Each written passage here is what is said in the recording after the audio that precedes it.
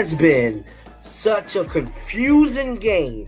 Stephanie White needs to be out of Indiana like within the next hour. I just gotta be honest, bro. The way they let Olivia Miles dog walk them the entire game is distasteful to Caitlin Clark, and it's dang so distasteful to Indiana Fever fans across this country, man. Make sure you guys like the video, hype the video. That frustration you just heard, that's not just one bad game. It's a pattern. What happened in Minnesota exposed something much deeper about the Indiana Fever's defensive identity, or their lack of one. Olivia Nelson-Ododa delivered a career performance. Courtney Williams sliced through the defense like it wasn't even there. And the Fever's coaching staff appeared completely unprepared despite facing this team multiple times already this season. So we have to ask the tough question, is Stephanie White's defensive scheme the problem, or is it the personnel executing it? Clark struggled early. She finally got her feet up under her. She found her shot. She got her shot back.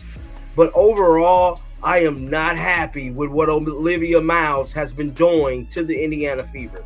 They simply play the same. They play the same way.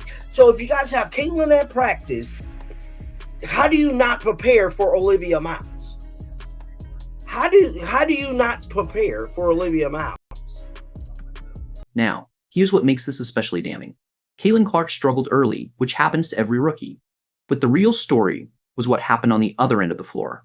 The Fever allowed the Lynx to shoot 65% from the field in the first half. 65%.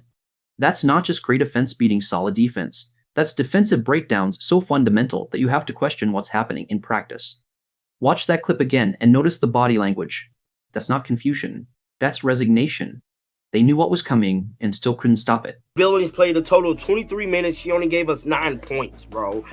3 rebounds. Aaliyah Boston, 32 minutes, 15 points. They kind of shut Aaliyah Boston down as well. She had 7 rebounds. Now, she did have a major 7 assists. Now, she did have turnovers. Caitlin Clark did very well in the first half without having any turnovers the entire first half. She's currently sitting at 3. She played 34 minutes. She still... Let's talk about the box score, because the numbers tell a brutal story. Aaliyah Boston, who's supposed to be the defensive anchor, finished with 15 points and 7 rebounds in 32 minutes. Respectable on paper, but she was getting work by Nafisa, Collier, and Sylvia Fowles in the post, and the help defense never showed up. Meanwhile, Kelsey Mitchell put the entire team on her back offensively, scoring 37 points on efficient shooting, and it still wasn't enough. That's the problem right there. When your best offensive player has a career night and you still lose by double digits, your defensive foundation is cracked. The Minnesota Lynx shoot from 65% from the field in the first half of this basketball game, bro. Just a very bad look. Sophie Cunningham, she ain't know where she was at. She played a total of 22 minutes, 3 points. Come on, Sophie. Come on, Sophie. We need more than that, bro. Michaela Timpson, 20 minutes, 7 points. Maisha Hans-Allen really ain't been seeing the light of day, but the story of the hour. But here's where it gets really interesting. Look at the bench production because the numbers tell the story. The Lynx got meaningful contributions from their second unit. Diamond Miller, Dorka Juas players who came in and kept the intensity high. Now look at the Fever's bench. Nyalissa Smith played 22 minutes and gave you 3 points. 3. Sophie Cunningham, who's supposed to provide veteran leadership and perimeter shooting, barely made an impact.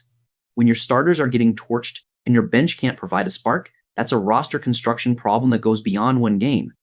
This has been building all season. For the Minnesota Lynx, Natasha Howard, former Fever, 13 points. Nafisa Collier, 18. Kayla McBride, 10. Courtney Williams, a whopping 26 points. And need not say no more, Olivia Miles, 11 of 14 from the field, 3 of 6. She shot 50% from three-point land, 3 for 3 from free throws made, 4 rebounds, 6 assists, and she only had 3 turnovers. 32 seconds left. The Indiana Fever is about to lose this basketball game, guys.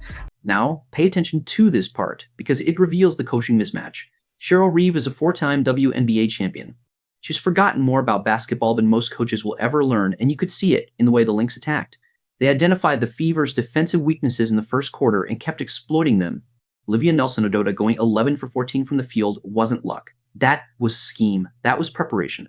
That was knowing exactly where the help was coming from and taking advantage of the gaps. Meanwhile, Stephanie White made no meaningful adjustments. The same defensive coverages, the same rotations.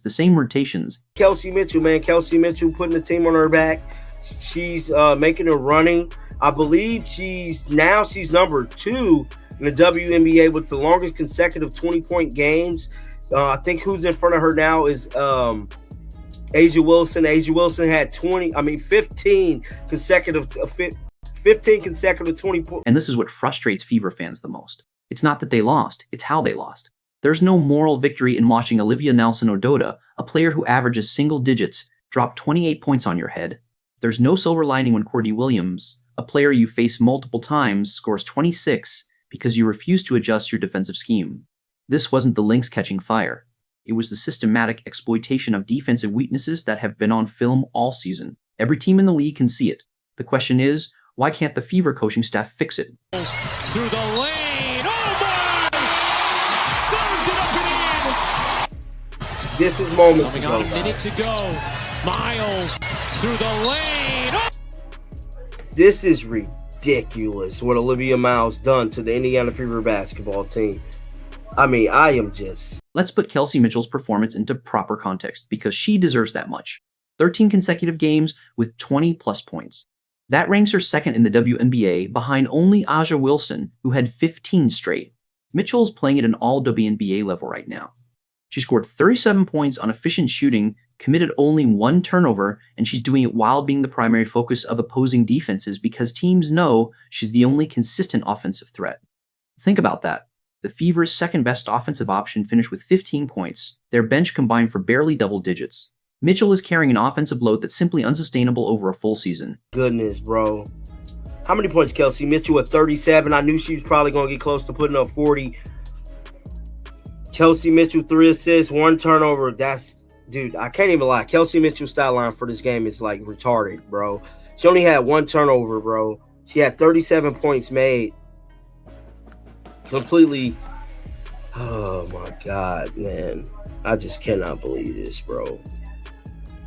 I just cannot believe this. Olivia Miles is... Here's what that final minute revealed. Down by 8 with under a minute left, they were still playing, still fighting. That speaks to the character of these players, but character doesn't fix scheme.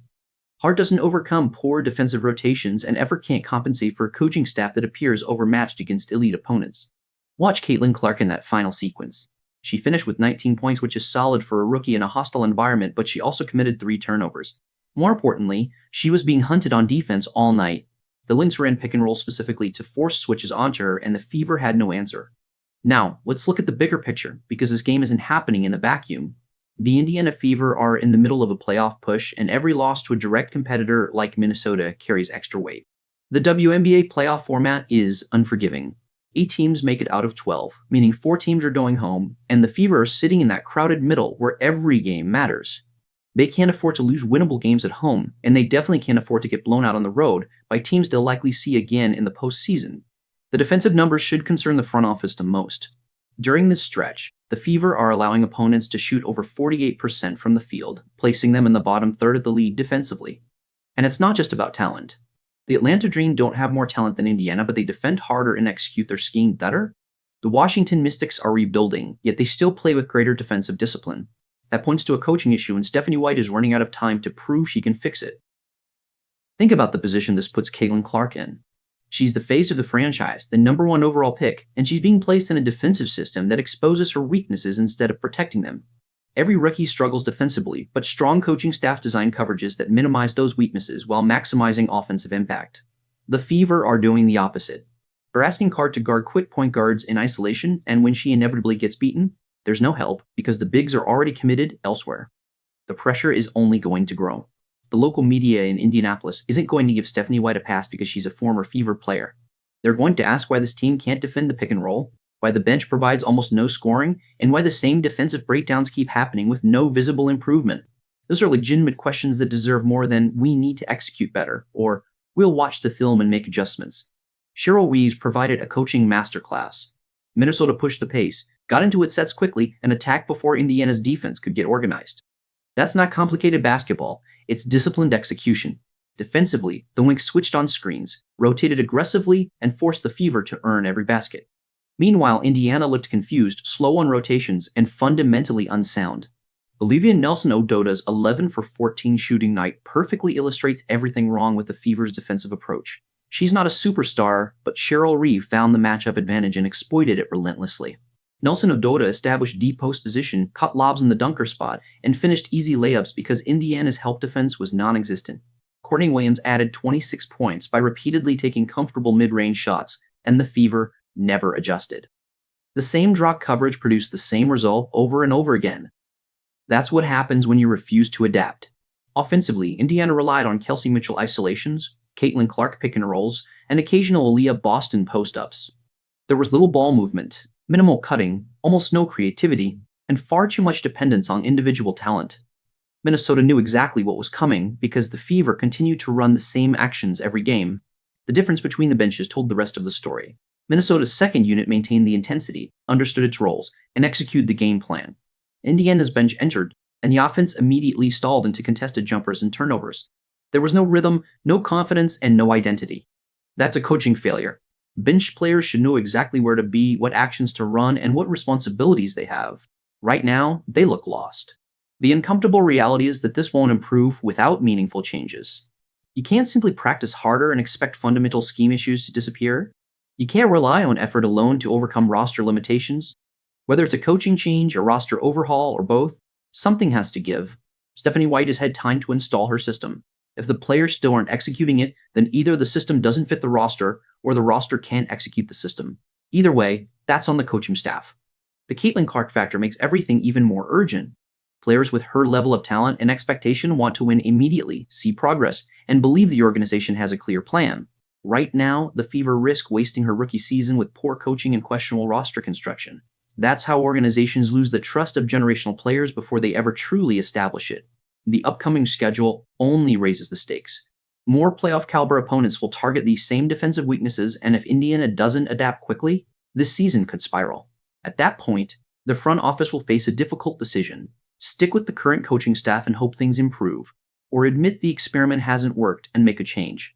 Because when Olivia Nelson-Ododa scores 28 points while your coaching staff has no answers, that's not the profile of a playoff team. That's the profile of a lottery team relying on one elite offensive player to carry far too much, and Fever fans deserve far better than that.